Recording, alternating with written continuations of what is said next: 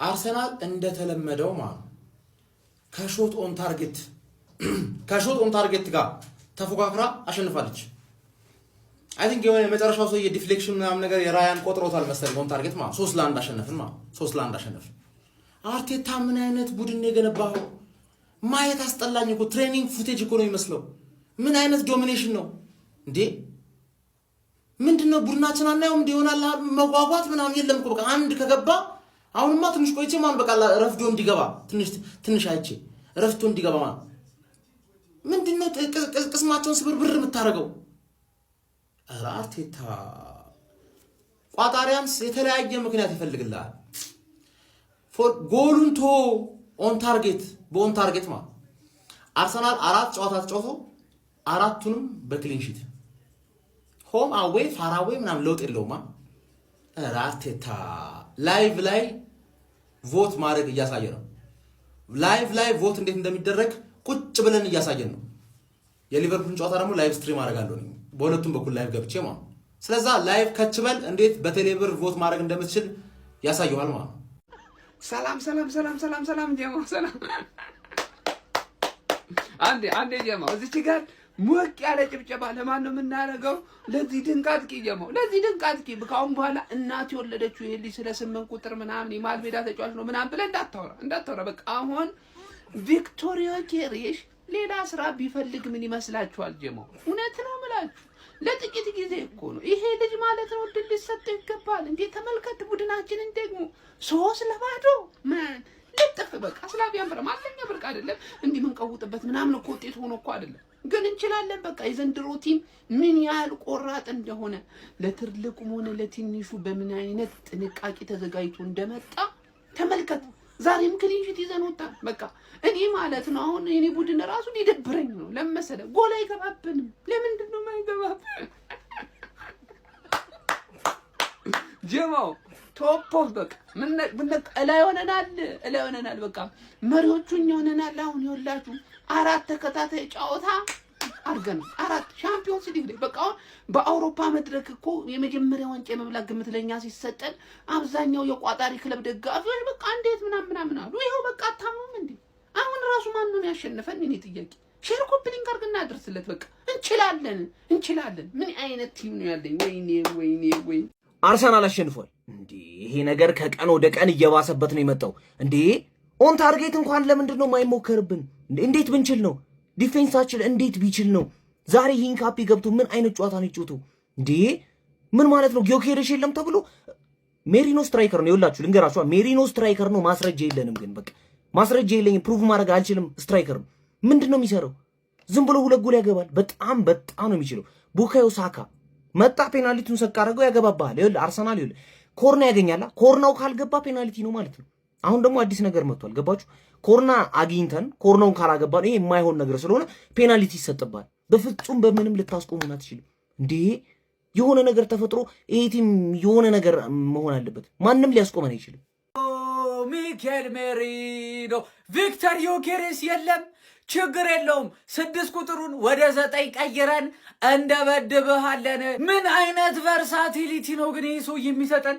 ጎሎቹ ማለት ነው ጋይስ ሁለቱም ትክክለኛ አጥቂ የምትሏቸው ሰዎች የሌላቸው አይነት ቴክኒካል አጨራረስ እኮ ነው። የሚገርም አጨራረስ። ሁለተኛውማ ደብሮት ማለት ነው ጀርባውን ሰጥቶ ነው ሊያገባበት። እንችላለን፣ እንረመርምሃለን። ሁሌም እየመጣው እነግርሃለሁ ቡካዮ ሳካ ከጉዳት ነፃ ሆኖ የአርሰናል ቋሚ አሰላለፍ ላይ ካለ ባላንዶር ላይ ጠብቀው እደጋግመዋለሁ። ቡካዮ ሳካ ዛሬም ለክለባችን ጎል በማስቆጠር ታሪክ ሰርቷል። ለተከታታይ 4 የቻምፒዮንስ ሊግ ላይ ለክለባችን ጎል ያስቆጠረ የመጀመሪያው ተጫዋች ሆኗል። ኑሪልን። ሌላው ዛሬ በክለባችን ስም ታሪክ የሰራው ተጫዋች የ15 ዓመት ከ308 ቀን ማክስ ዶማን በቻምፒዮንስ ሊግ ታሪክ እጅግ በጣም ወጣቱ ተጫዋች በመሆን ታሪክ ሰርቷል። ገብቶ ራሱ የሚያሳየው ትንሿ ነገር እጅግ በጣም ምን ያህል አቅም እንዳለው ማሳየት ይችላል ይሄ ልጅ። ቶቶ ስፖርት ላይ ደግሞ ዲፖዚት ስታደርግ ስፒን አለለ በየቀኑ እስከ 50 ሺህ ብር የሚያሸልም እንዲሁም ደግሞ ቺከን ሮድ አለ ፋሚሊ ቶቶ ስፖርትን እየተቀላቀላችሁ ዛሬ ማለት ነው መጨረሻ ሰከንድ ሲቀረው የተልከሰከሰ ኳስ ኦን ታርጌት ተባለበት። እንዴት ያንን ኳስ ኦን ታርጌት ብለው ይመዘግባሉ? አርሰናል ልክ አይደለም። ሊመረመር ይገባል፣ ሊጠና ይገባል ጋይስ። በትላልቅ ስቴጅ ላይ ራሱ እየተጫወተ ጎል አይደለም ሊሞከርበት አልቻለም። አረ እንለያለን። አሁን ጨዋታ አለ፣ ጸዴ ጨዋታ በጣም ተቃጥያሉ ጀሙ በቃ እስካጥር ብቻ ነው ደስ የሚላችሁ አይደለም። ባርሰናል ሙሉ እንደተሰጥኩኝ ነው። በምሽቱ ጠባቂ ጨዋታ ስላቪያ ብራን ሜዳ ድረስ ሄደን 3-0 ሰጥተነው መተናል። እየተናደድኩ ያሉት ግን በእናንተ ባርሰናል ደጋፊዎች ነው እንጂ እንደዚህ ቺፕቻ አርሰናል ደጋፊዎች ትብብራችን ለመቼ ነው? አርሰናል እኮ የተወዳደረ የሚገኘው ጎስትን ቲክቶክ ክሬቲቭ አዋርድ ላይ እየገባን እንምረጠው። እንዴት ነው የምንመርጠው ለምትዩኝ ደግሞ ጎስት ከስራ አካውንቱ ሜንሽን አድርግላችኋለሁ። የመጀመሪያው ቪዲዮ ላይ እየመጣችሁ ሁሉ ነገር ፕሮሰሱ ዛሬ ስላላላችሁ ጎስት እየገባችሁ ትመርጣላችሁ። 20 ብር ደግሞ ለክለቡ ለአርሰናል የሚያጣ አርሰናል ደጋፊ አለ ብዬ አላስብም። ጀሞ አሁን ካልተባበር መች ልተባበር ነው? ዳይ ወደ ቡት እንዴ ኮፒኒንግ ያደረጋችሁ ሼር አድርጉላችሁ ለሁሉም የአርሰናል ደጋፊዎች። ኤሬስኳድ እንዲህ ነው የሚያስጠላ ማለት ነው። እንዲህ ሞልቶ ተትረፍፎ ኦቨር ቤንች ተቀምጧል። የሚገርም ስኳድ ዛሬ አርሰናል በስኳድ ጥራት ብቻ አሸነፈ። በስኳድ ጥራት ምስኪና የሚባሉ ተጫዋች እንዴት በምን አንጅቱ ሊያስቀምጠው ነው ጀማው? በምን አንጅቱ በእግሩ ሲጫወት የአየር ኳስ አጠቃቀሙ ከፕሬስ እንዴት እንደሚያመልጥ ሰከን ያለ ተጫዋች በቃ ሳሊባ እንደቀተከው የአርሰናል ደጋፊ እኮ ሳሊባ መጎዳቱን ረስቶታል። የሚገርም አተካክ ማለት ነው። ምስኪራ በቃ የሚገርም ቅመም የሆነች ተጫዋች ረጋ ብላ የምትጮስ ተጫዋች የእውነት በቃ የሚገርም ቅልጥፍ ያለ ማርቲኔሊ ባይዘው ስቶት ነበር። ፈጣሪ አትርፉት ነው ከአርሰናል ደጋፊ አፍ ለትንሽ ፈጣሪ አትርፉት ነው። ሁሉም ቀረው 2-0 አሸንፋችኋል። ይመቻችሁ። ኮንግራው ይያችኋል። ነገ ሊቨርፑል ይቀጥላል። አጥቂው ላይ ጥያቄ ይሄ ሰውዬ አላርፍ ብሏል። ሲጀምር በቃ የአርሰናል ቤትን በምቾት እያናጋ ያለ አንዱ ተጫዋች ሚኖር ሜሬኖ ነው። ያራዳ ልጅ ማለት ገና ለገናው ኬሬጅ ተጎዳ ተብሎ ቢገባ 2 ጎሎችን የመጀመሪያው ጎል አብሶ ኦፍሳይድ አጠባበቁ በቃ አረመኔ አጥቂ ሆኖ ቁጭ አለ። ያራዳ ልጅ መሀል ሜዳው በጣም ወረፋ በዝቶበታል። ወደ አጥቂዎቹ ነው መምጣት ያለበት ይሄ ሰውዬ ምንም ጥያቄ በሌለው መልኩ። ይሄ ለአርቴታ ዛሬ ከዚህ በፊት ብያቸዋል። ተጫዋቾች ሜዳ ውስጥ ነው የሚናገሩት። በግንባሩ ደግሞ የተናገረ ተጫዋች ይሄ ነው። ሌላኛ ያራዳ ልጅ አስረግጦ ደብዳቤውን ጽፎለታል። ከዚህ በኋላ አርቴታ ነው ይሄንን የሚቀበለው። እስቲ ዛሬ ስላቪያ ብራጋዎች የሆነ ነገር ያርጉ ብሎ ፔናልቲ ቢያሰጥ ኡታና ጫጫታ ይቅር እንደውም ከልከለኗል አለ። ፔናልቲ ጥገና ያዝ ብለው 3-0 ይዞ ውጤቱን ይዞ ተመልሶ አርሰናል በየትኛውም ውድድር ያራዳ ልጅ ማለት ነው ጎል የሚያገባበት ክለብ ጠፍቷል። ምንም ጥያቄ በሌለው መልኩ ጎል የሚያገባበት ክለብ ጠፍቷል። እስቲ ሐሳብ አስተያየታችሁን ኮሜንት ላይ ያስቀመጣችሁ። የፕላስ ምልክቱ እናንተ ነች። በደም ሼር ኮፕሊንክ ይደረግ። አረ ወገን አጨብጭብ እንዴ! ይሄን ቡድን ቆይ የትኛው ቡድን መጥቶ ነው የሚያስቆመው? የሚኬል አርቴታ አርሰናል በአራተኛ ዙር የአውሮፓ ሻምፒዮንስ ሊግ ጨዋታ ዛሬም ስላቪያ ፕራን ከሜዳ ውጪ ተጉዞ በመቅጠም 3-0 በሆነ ውጤት በማሸነፍ ክሊንሺቱን በድጋሚ አስጠብቆ መውጣት ችሏል። በአራቱ የአውሮፓ ሻምፒዮንስ ሊግ ጨዋታዎች አራቱንም በማሸነፍ 12 ነጥቦችን በመያዝ መሪ መሆን የቻለ ሲሆን በአውሮፓ ሻምፒዮንስ ሊጉ በአራቱም ጨዋታዎች ምንም ጎሎች አልተቆጠሩበትም ማለት ነው። ይሄ በጣም የሚያስገርም ግስጋሴ ይመስለኛል። ዛሬም አንድ ኦን ታርጌት ሙከራ ብቻ ነው የተደረገበት። ግብ ጠባቂው ዴቪድ ራያ በቃ ስራ ይፈታ ያህል ነው እየተሰማኝ ያለው እኔ በግሌ ማለት ነው። ለማንኛውም ወደ ዛሬ ጨዋታ ከመምጣቴ በፊት በናና ቤት ከአንደኛ እስከ 10ኛ ለምታደርጉት ዲፖዚት እስከ 350 ብር ቦነስ ማግኘት ትችላላችሁ። በዚህ ጨዋታ ላይ ሚኬል መሪኖ ለመድፈኞቹ አርሰናሎች 2 ጎሎችን ማስቆጠር ይቻሉ ሲሆን ቡካዮ ሳካ የጨዋታውን የመጀመሪያ ጎል በ32ኛው ደቂቃ ላይ በፔናልቲ ማስቆጠር ችሎ ነበር። ሚኬል መሪኖ አማካይ ሆኖ ማለት ነው በቃ ቦክስ ውስጥ በይሳት እንደሱ ፕሬዘንስ ያለው አስፈሪ ተጫዋች አለ ብዬ አላስብም።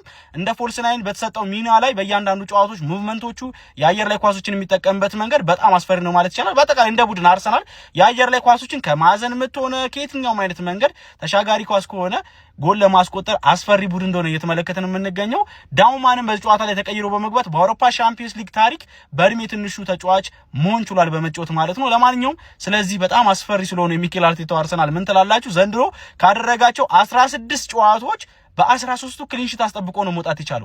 ይሄ በጣም ለማመን የሚቸግር ቁጥር ይመስለኛል። ለማንኛውም ስለዚህ ቡድን ምን ትላላችሁ? ያላችሁን ሀሳብ ኮሜንት ሴክሽን ላይ አካፍሉኝ። የፕላስ ምልክቱን በመጫን ፈጣን አዳዲስ የሆኑ እግር ኳስ መረጃዎችን ማግኘት ትችላላችሁ። በቃ ባጭሩ ልንገራችሁ ከዚህ ጨዋታ አርሰናል ቤት ያየሁት ነገር ምንድነው? አንድ ነገር አርሰናል ምርጥ የሆነ ስኳድ ዴብዝ እየፈጠሩ ነው ያሉት። ፋሚሊ ምርጥ የሆነ ስኳድ ዴብዝ ኤኬሌ ባይችል ኤኬሌ ይገባና ኤኬሌው ነገር ይሰራል ማለት ነው። በቃ ይሄ ነው ስኳድ ዴብዝ ማለት። ይሄ አንድ ትልቅ ቡድን የሚፈጠርበት መንገድና ምርጥ ቡድን የሚፈጠርበት መንገድ ዋና ነገር ስኳድ ዴፕዝ ነው። ዋው የሚገርም ጌም ያየ ነው። ቡካዮ ሳካ በአርሰናል ታሪክ የመጀመሪያው ተጫዋች መሆን ችሏል። በአውሮፓ ቻምፒየንስ ሊግ ፈርስት ሃፍ 4 ኦን ታርጌት በመሞከር ኢማጂን። ስላቪያ ፕራግ አንድ አልሞከሩ፣ ብቻውን ቡካዮ ሳካ 4 ሞክሯል። በአርሰናል ታሪክ እነ ቴሪ ሄንሪ በነበሩት አርሰናል ታሪክ ተደርጎ ያውቅም። በቻምፒየንስ ሊግ ኦፕታ መመዝገብ ከጀመረበት ከ2003-4 ጀምሮ ማለት ነው። እና ምን አይነት የአርሰናል ሶሊዲቲ ነው! ግርማም ገባ ከበደም ገባ እንደዚሁ ናቸው። በእርግጥ አይሚስ ዙቢሜንዲ እያየሁት ነበር። ዙቢሜንዲ እነዚህ ጨዋታ ላይ እያየሁት ነበር። ኖርጋርድ ኗኔሪ ምናምን ያው ሂንካፔ ራሱ በካላፊ ወደዳሉ። በእርግጥ አዳዲስ ናቸው፣ ገና ወደፊት ሻይን ሊያደርጉ ይችላሉ። ግን አርሰናል በስትራክቸር ነው የሚጫወተው። እና ደግሞ እንደተለመደው ሀሪፍ ስፖርት አሁንም የማታ ነፍ ጨዋታዎች አሉ። ተጠባቂ ወይም ፋይናሉ ሙኒክ ከፔዤ፣ ማድሪድ ከሊቨርፑል፣ ነገም ጨዋታዎች አሉ። ቶተናምስ ምን ያሳየናል? እዛ ላይ የገባችሁ የሚገራርሙ ወዶች ስላልመጫወት ትችላላችሁ። ፎር ላይክ ሼር በድጋሚ ማድረግ አይረሳ። አርሰናልን የሚያቆመው ታቷል ጋይስ። እንግዲህ ወደ ፎርቱና አሬና ያቀናው የአርቴታው ሰራዊት እንግዲህ እንደተጠበቀው በስላቪያ ፕራሃ ላይ 3 ግቦችን ማዝነብ ችሏል። ሜሪኖ አጥቂ ነው ወይስ አማካይ ነው የሚያስብ ፐርፎርማንስ ማሳየቱን ቀጥሏል። 2 ድንቅ ከአጥቂ የሚጠበቁ ጎሎችን ያስቆጠረው። ድንቅ ስላችሁ የጎሎቹ ውበትን ለመግለጽ ሳይሆን ከአንድ ምርጥ አጥቂ የሚጠበቅ የቦታ አያያዝና ቦታ አጠባበቅ ነው ጎሎቹ የሚያሳዩት ማለት ነው። ሳካም 1 ፔናልቲ ጨምሮ ጨዋታውን 3-0 አሸንፈዋል። ካልተሳሳትኩ እንግዲህ 8ኛ ጨዋታቸውን ጎል ሳይቆጠርባቸው እየሄዱ ይገኛሉ የአርቴታው ቲም አርሰናል። በዚህ ሌላ የሚገርመው ነገር ደግሞ ምንድነው ጨዋታውን ሙሉ በሙሉ ዶሚኔት አድርገው የወጡት 60% ቦል ፖዚሽን ነበራቸው። እንደምታዩት 7 ሽቶን ታርጌት ነበራቸው በጨዋታው ላይ 2 ኳሶች ነው የተሞከረባቸው። 2 መሞከሩ ራሱ ገርሞኛል። ሰሞኑን እያሳያሉት በመከላከል ብቃታቸው ማለት ነው። እና ለማንኛውም ብቻ አሪፍ ጨዋታ ነበረ ለአርሰናል። ኮንፊደንስ ቢልድ የሚያደርግ ጨዋታ ነው። እንግዲህ ቀጣይ አርሰናል ጨዋታው ከሰንደርላንድ ጋር ቅዳሜ በፕሪሚየር ሊግ የሚያደርግ ይሆናል። ከዛም በኋላ ቀጣይ የቻምፒዮንስ ሊግ ጨዋታው ደግሞ ከባየር ሙኒክ ጋር ነው። ያው ትንሽ ቆየት ብሎ ከኢንተርናሽናል ብሬክ በኋላ ነው። እንግዲህ ይህን ሞመንተም አርሰናል ያስቀጥላል ወይስ መሀል ላይ ይዋዥቃል የሚለውን ምንመለከት ይሆናል። ለማንኛውም የአርሰናል ደጋፊዎች በዚህ ውጤት እንኳን ደስ አላችሁ ጋይስ። እርገጠው በደንብ ኮፒ ሊንኩን አሸንፈናል 3-0 በሆነ ውጤት። ዛሬም ክሊንሺት አስጠብቀናል። ስለ ጨዋታው አንዳንድ ሀሳቦችን እሰጣለሁ። እናንተ ግን ቮት እያደረጋችሁ በዚህ ቪዲዮ መሰረት ቮት እያደረጋችሁ የመጀመሪያው ሀሳቤን ስነግራችሁ ማክስ ዳውማን የሻምፒየንስ ሊጉ ወጣቱና ትንሹ ተጫዋች በመሆን ሪከርድ ይዟል። በአርሰናልም ሆነ በሻምፒየንስ ሊግ ታሪክ በትንሽ እድሜው የተጫወተ ተጫዋች። ከዛ ውጭ ግን ሜሪኖ ምንድን ነው የሚሰራው? ሜሪኖ በቃ ለመሀል አይሆንም፣ አጥቂ ነው። በስነ ስርዓቱ የአጥቂን ትሬኒንግ እየሰራ አጥቂ ላይ ብቻ ይጮት። ከዚህ በኋላ አጥቂ ላይ ብቻ ይጮት። ከዛ ውጪ ተከላካዮቻችን ቲምበርም፣ ሳሊባም፣ ሂንካፔም አዲስ ሆኑ እንደዚህ ምርጥ። ብቻ አርሰናል ዛሬም አሸንፏል። ይሄ ጨዋታ ልዩ ነው ለኛ። እንግዲህ ቮቱን አጧጡፉት። ጎስትም አንደኛ ይበሏል። ሂሩ ይጎ ወደ ቮት